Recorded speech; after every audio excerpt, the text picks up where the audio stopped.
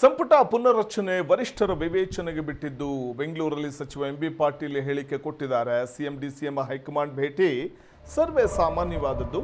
ನನ್ನನ್ನು ದೆಹಲಿ ಕರೆದಿಲ್ಲ, ಕರೆದ್ರೆ ನಾನು ಕೂಡ ಹೋಗ್ತೇನೆ ಅನ್ನುವಂಥ ಮಾತನ್ನ ಎಂಬಿ ಪಾಟೀಲ್ ಹೇಳಿದ್ದಾರೆ. ವಿಧಾನ ಪರಿಷತ್ ವಿಚಾರವಾಗಿ ಯಾವುದೇ ಗೊಂದಲ ಇಲ್ಲ ಅಂತ ಕೂಡ ಹೇಳಿದ್ದಾರೆ. ಸಿಎಂ ಡಿಸಿಎಂ ಹೈಕಮಾಂಡ್ ಭೇಟಿ ಸರ್ವೇ ಸಾಮಾನ್ಯವಾದುದು. ನನ್ನನ್ನು ದೆಹಲಿ ಕರೆದಿಲ್ಲ, ಕರೆದ್ರೆ ನಾನು ಕೂಡ ಹೋಗ್ತೇನೆ ಅಂತ ಎಂಬಿ ಪಾಟೀಲ್ ಹೇಳಿದ್ದಾರೆ. ಇನ್ನು ವರಿಷ್ಠರ ವಿವೇಚನೆಗೆ ಬಿಟ್ಟದ್ದು ಸಂಪುಟ ಪುನರ್ರಚನೆ ಅಂತ ಬೆಂಗಳೂರಲ್ಲಿ ಸಚಿವ ಎಂಬಿ ಪಾಟೀಲ್ ಪ್ರತಿಕ್ರಿಯೆ ಕೊಟ್ಟಿದ್ದಾರೆ.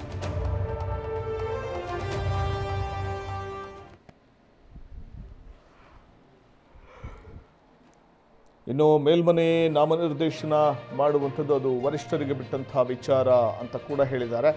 ಚರ್ಚಿಸಿ ಹೈಕಮಾಂಡ್ ಪರಿಷತ್ ನಾಮನಿರ್ದೇಶನ ಆಯ್ಕೆ ಮಾಡುತ್ತೆ. ಸ್ವಾಭಾವಿಕವಾಗಿ ಇಲ್ಲಿ ಹೈಕಮಾಂಡ್ ಪರಿಷತ್ ನಾಮನಿರ್ದೇಶನ ವಿಚಾರವಾಗಿ ಏನು ನಿರ್ಧಾರ ತೆಗೆದುಕೊಳ್ಳುತ್ತೆ ಅನ್ನುವಂಥದ್ದನ್ನು ಕಾದು ನೋಡಬೇಕು ಅಂತ ಹೇಳಿದ್ದಾರೆ.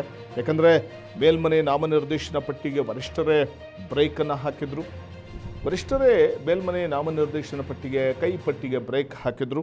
ತಾನೇ ಫೈನಲ್ ಮಾಡಿದ ಪಟ್ಟಿಗೆ ಹೈಕಮಾಂಡ್ ತಡೆ ಕೊಟ್ಟಿದ್ಯಾಕೆ ಅನ್ನುವಂಥ ಒಂದು ಪ್ರಶ್ನೆ ಕೂಡ ಕಾಡ್ತಾ ಇತ್ತು. 4ರ ಪಟ್ಟಿ ಗವರ್ನರ್ಗೆ ರವಾನೆ ಮಾಡೋಕ್ಕೂ ಮುನ್ನ ಹೈಕಮಾಂಡ್ ಕಾಂಗ್ರೆಸ್ ಹೈಕಮಾಂಡ್ ನಾಯಕರು ಬ್ರೇಕ್ ಹಾಕಿದ್ದಾರೆ. ಕಡೆಯ ಹಂತದಲ್ಲಿ ಬ್ರೇಕ್ ಹಾಕಿರುವಂಥದ್ದು. ಸೊ ಇದೇ ವಿಚಾರವಾಗಿ ಎಂಬಿ ಪಾಟೀಲ್ ಪ್ರತಿಕ್ರಿಯೆಯನ್ನು ಕೊಟ್ಟಿದ್ದಾರೆ. ಇದೇ ವಿಚಾರವಾಗಿಯೂ ಎಂಬಿ ಪಾಟೀಲ್ ಪ್ರತಿಕ್ರಿಯೆ ಕೊಟ್ಟಿದ್ದಾರೆ.